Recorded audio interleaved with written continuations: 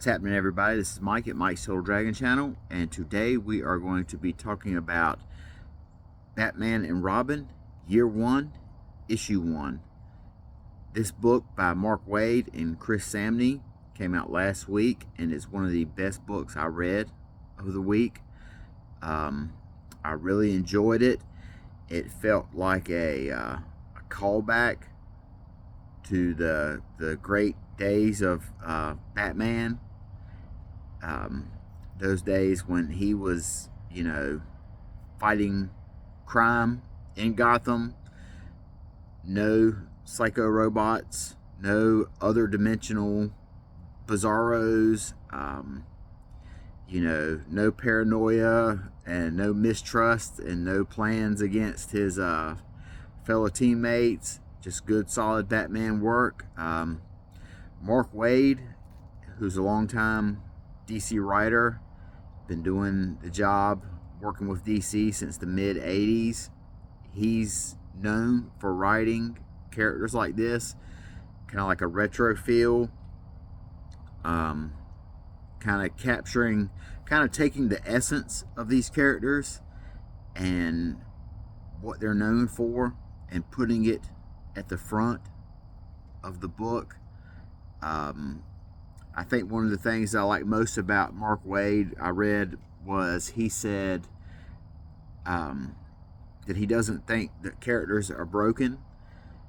When he comes onto a book, he doesn't view them as being broken. He just views them as having lost sight of what their original concepts was, and that's what he likes to bring them back to.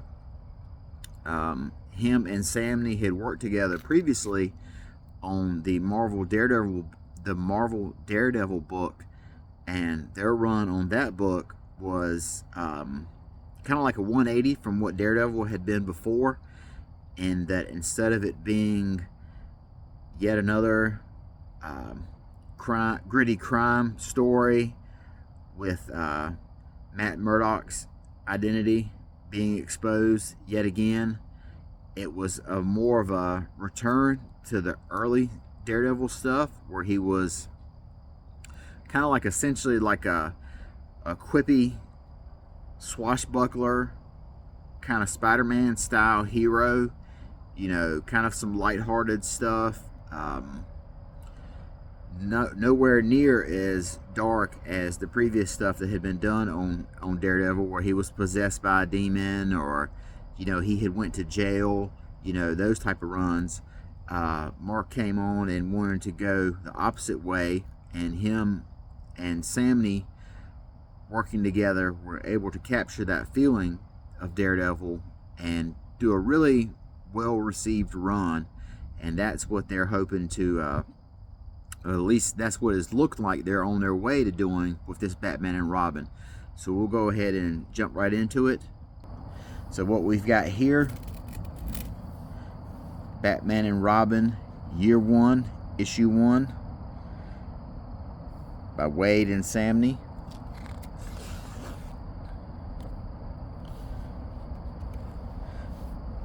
We've got an ad for Absolute Wonder Woman right here. No islands, no Amazons, absolute fury. That contrasts kind of well with what we're about to see in this story here. So we open up with this shot of Wayne Manor, and in the conversation we have Alfred and Bruce talking about Dick Grayson staying with them, and Bruce enlisting Dick into his war on crime. And a lot of this dialogue right here is incredibly powerful.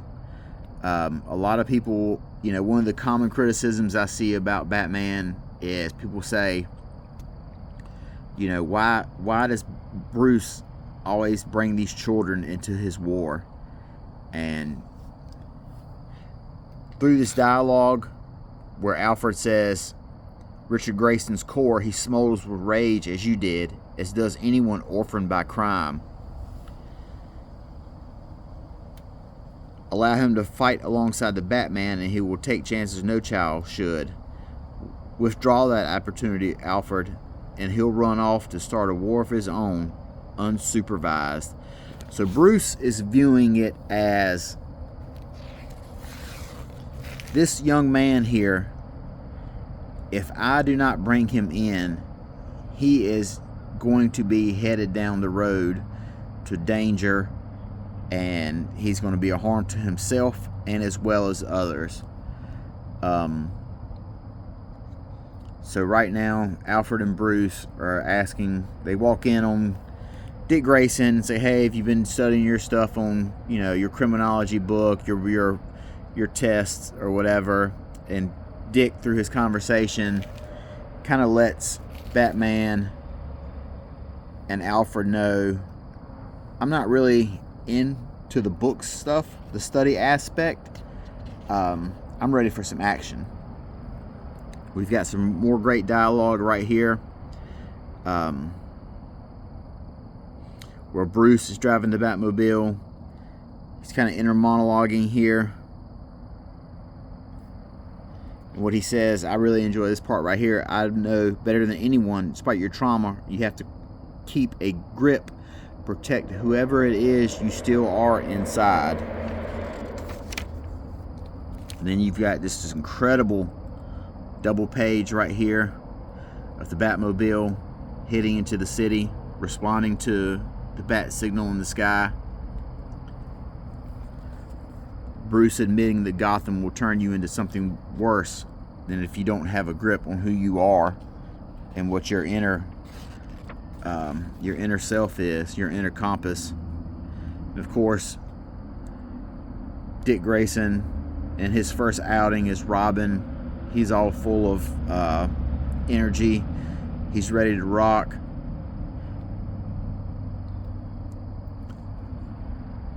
We have another great line right here where Batman tells Robin, he says, I spend this drive preparing. He's saying, I'm getting my game face on. Let your true self be your disguise. So that tells us that Batman, the disguise he is wearing as Bruce Wayne, the disguise Bruce Wayne is wearing as Batman is his true self. That's who he is and who he feels like he is right now at this stage in his life. Which we've seen that mentioned before, that Batman is the true Bruce and Bruce is the secret. Bruce is the secret identity. On the rooftop, Robin appears. First appearance of Robin to Commissioner Gordon. This was so powerful right here. Commissioner Gordon chastising Batman. You know this city. It's a war there, and he's so young. Batman replies, name me a war that spares the young.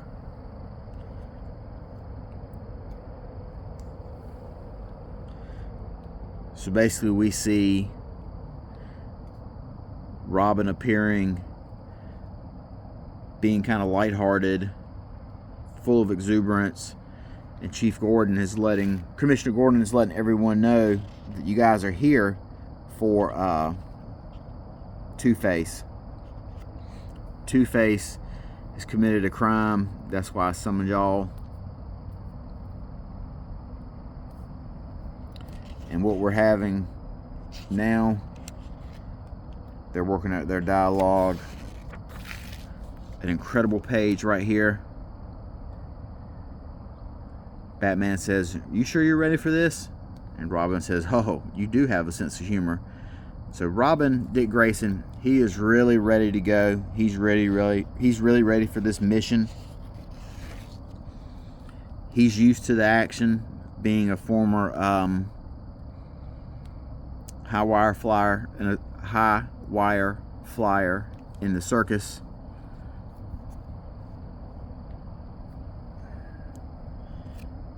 And so he's out on his own, chasing down a lead they have.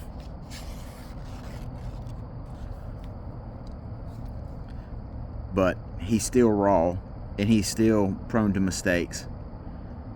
Both of them are prone to mistakes, really, because they're working together for the first time. They're working together in the field, in the plane of action for the first time. So they haven't developed a feel for each other yet. They don't have that bond that they'll establish later on down the line. They've cornered Two-Face.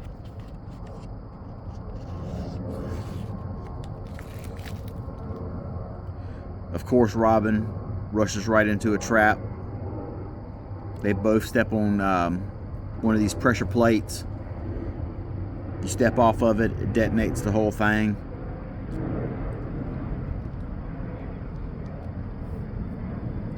This is Robin's first experience with inner monologue, or with villains monologuing you.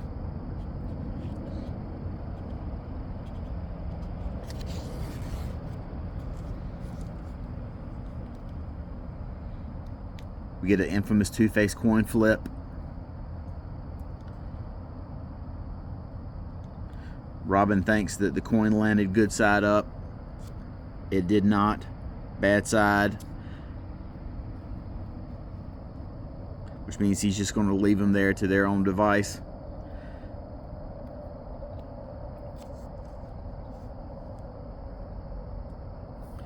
Batman devises a plan to get off the pressure plates. They jam a Batarang in there and then grapple off at the exact same time, detonating it later on. Robin thinks Two-Face was bluffing. This huge explosion shows us that he was not. Batman gives him a word of advice: never bet against Criminal Mind. Let's get out of here. So then we cut to the airport, where we've got this guy coming into town, Mr. Grimwaldi. Looks to be like a local crime boss, a big wig. The father says, and the son says to the other flunkies, take care of all the witnesses. And so all these poor innocent folks just get shot dead. We've got this AEW Will Ospreay ad. Bruv. More Batman stuff here. Advertisement for the Christopher Reeve Superman movie. But that is Batman and Robin Year One. And I gotta say, I really enjoyed this book this week. To me, as a longtime comic book fan, and who's someone in the past has really been critical of the direction that Batman was headed in, and how far he had gotten from his role as protector of Gotham, this right here, it really grabbed me. As always, Mark Waid writes about the characters like he really, you can tell, you can feel his passion for these characters. You can feel, let me rephrase that. You can feel his passion for this particular era of these characters. From a time when Batman and Robin fought Two-Face, they fought bank robbers, you know, people that were stealing jewelry. Not every villain was, you know, some psychopath like Jigsaw from Saw movies. There wasn't, you know, Batman was a crime detective, and he did his best to keep Gotham safe. He wasn't some sort of, you know, paranoid individual who cut himself off from everybody. Him bringing Robin, and Waid, one of the things Waid shows is that Batman bringing Robin, Dick Grayson, into the Robin role, he's doing it to help Robin, because he knows that a kid with that much anger and that much energy is just going to be nothing but trouble to himself and to other people. So Batman wants to take that and channel it into a positive force. But like I said, the artwork is incredibly solid by Chris Samnee. We get great pages. This one right here, I really love this. That landscape of Gotham, the clouds up here, the bat signal shining, kind of this small distortion that the clouds make on it.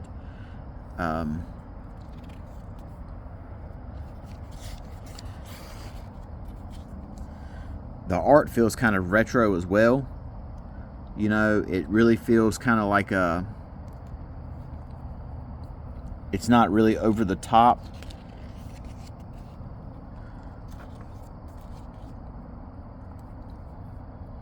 But yet it captures the essence of the characters.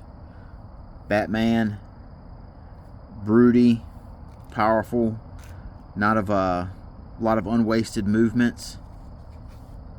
Robin in a constant state of motion. He's standing on top of the bat signal. He's flipping off of it. Now he's hanging upside down off this bar. And he carries it over here. He's crouching. He's tightrope walking. Does a flip off the top of the building. It's a 30-story drop. Batman says, well, that's right in his element. That's right up his wheelhouse. These two guys here, Waid and Samnee, I hope I'm pronouncing his last name correctly. They've got a real good relationship. You can tell that they work well together. They're both on the same page as far as the mood they want to convey with this book.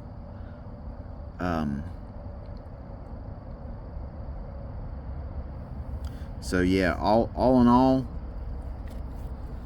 an incredible debut for this team. And this issue is issue 1. I believe they're going to do 12 issues of this, which if it is 12, then I'm here for all 12 of them. So I cannot give this enough recommendation to pick up. If you haven't picked it up yet, next time you're in your shop, grab a copy, sit back and read it, and enjoy some really great, pure, fun Batman stuff. And it's one of the rare instances in which we'll have a modern take on Dick Grayson as Robin. He's been Nightwing and on his own for so long that he it's kind of forgotten, not really forgotten that he was a Robin, but stories with him being an actual individual playing Robin are far and few between.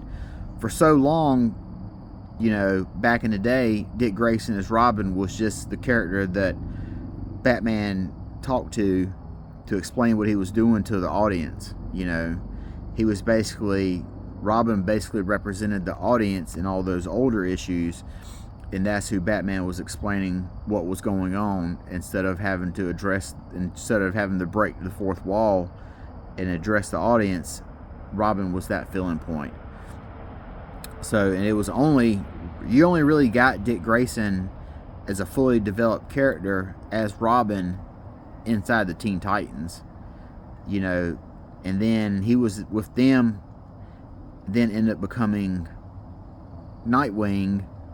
So the amount of time you had a fully formed character of Robin working with Batman is not as much as you've had with other Robins like Jason Todd and specifically Tim Drake, who had years and years with Batman.